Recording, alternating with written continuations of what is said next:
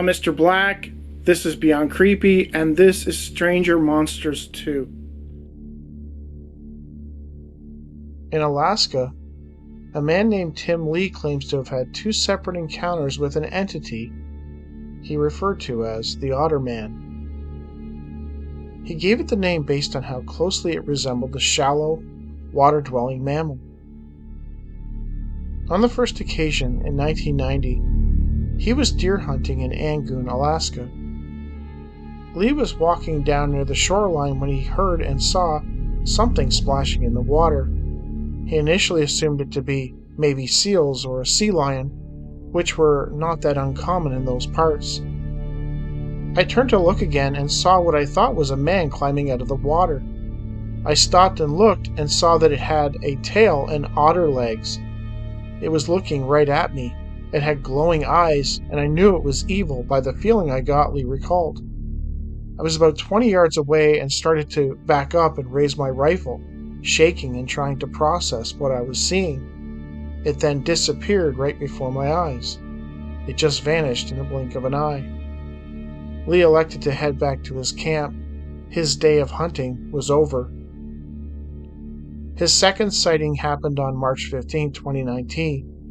Lee was in Juneau, Alaska this time. He was in some water pulling up his shrimp pots to check them when he overheard splashing in the water. He looked to see what was going on, and that is when he observed a creature that he had seen previously some 30 years earlier in Angoon. I saw the Otter Man again, he noted.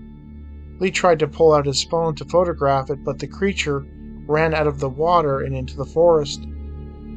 Lee described feeling the same sense of evil as he had felt on his previous sighting. The best description I can give is a man's upper body, but the lower body was fur with animal legs and a tail. Its eyes were yellow and almost glowing. I don't think it was anything of this world. It sounds to me like he might have encountered a kustika. In Alaskan folklore, there is this shape-shifting creature, said to be half man, half otter, that steals people's souls. On October 25, 2017, a group of teens were walking along a forest trail in Woodford County, Illinois, at around 10 p.m. when they came face to face with a gray-colored creature they couldn't identify.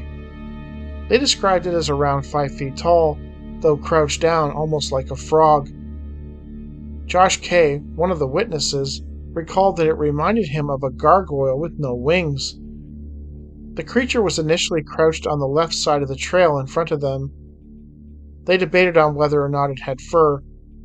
Some thought that it had very short fur, while others didn't think it had any at all. The creature's arms were human-like, and it had 5-fingered hands, but its legs looked like frog's legs. I couldn't see the feet, but just the shape and direction the legs were going reminded me of a frog. I couldn't recognize what the face looked like, but from what I remember, it had slanted, fully black eyes. The head wasn't very large compared to the body. It was around the same body proportions as a human, but the head shape was different than a human head shape. The head shape was more square, like one point on each side of the head. I couldn't tell if they were ears or something else. Its arms were very defined and a little muscular. It tilted its head and stared at us almost like it was in alarm or frozen, and didn't make a sound. The encounter only lasted about 2 seconds as the witnesses turned and ran away. Upon looking back, they realized that the creature was not following them and must have fled itself. Over time, the teens nicknamed it the Frog Oil. October 2021, in the Lakeland area of Alberta, between Elk Point and St. Paul, near Road 73, a man named Junior Benson had gone out to close a gate on his uncle's property when he heard what sounded like a horse galloping nearby. He looked over to an adjacent field and saw what he described as a, quote, half man, half horse or deer-like creature. It had matted, knotted hair and legs like a horse or deer. It was average human size according to Benson and running extremely fast. he only saw it for 3 to 5 seconds. In that time, it managed to run 100 to 150 feet before stopping in a tall grassy area behind Benson's trailer. Benson's dogs began barking wildly at this point. Benson, a native man, believed that the creature he observed might have been a Wendigo, a mythological creature or evil spirit originating from native folklore. In 2017, a woman named Sally Rich came forward with a story involving her mother's time working as a cook at a camp for employees of the Coos Bay Lumber Company. This was in the late 1940s in Azalea Lake in Powers, Oregon. The camp had 35 cabins. In the spring of 1947, many recalled that many of the loggers had started complaining about, quote, terrible-looking hairy monsters in the woods that left huge footprints. In May of that same year, at least 2 loggers, Dan Milton and Tim Dean, went missing. It was suggested by some of the men that they had merely gotten drunk and wandered off. Then, in June of 1948, a crew of loggers saw what appeared to be one of the lost men with 4 giant hairy monsters. The man was totally feral by then and didn't appear to be wearing any clothes or shoes. A worker employed at the camp between 1945 and 1950 seemed to confirm the events. I certainly remember those awful creatures up there. I had 4 run-ins with them myself. Those things were as big as a coffee barrel around and as tall as 2 men standing one on top of the other. The female one the men nicknamed Blondie because of its white and yellowish hair. He further noted about the missing man turned feral. Dan Milton was spotted twice by us completely wild and seemingly crazy. We always thought that the creatures got his partner Tim Dean and killed him. In 1980, the U.S. Forest Service burned all the remaining cabins down and sealed off the road. The thing was supposedly happened over a year, so the amount of time for him to be a civilized man to become feral, there isn't enough time there.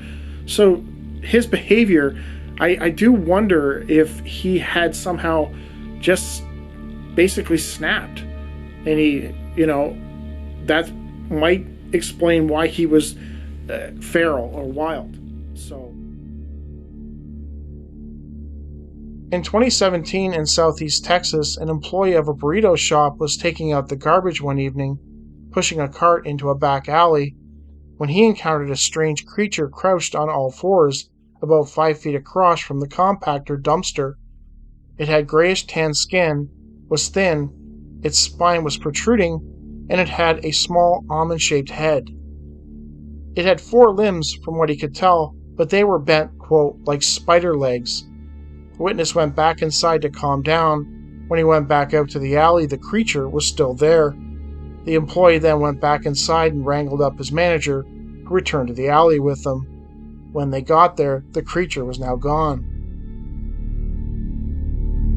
On December 26, 2021, a man standing near the river in Yamburg, Russia, claims he observed a man with fish scales on the head of a fish. It had 3 eyes and no arms. The witness watched as it came out of the water and began running at him. Apparently the creature spoke to him in Russian, asking him to come to him. Terrified, the witness got back into his car and left.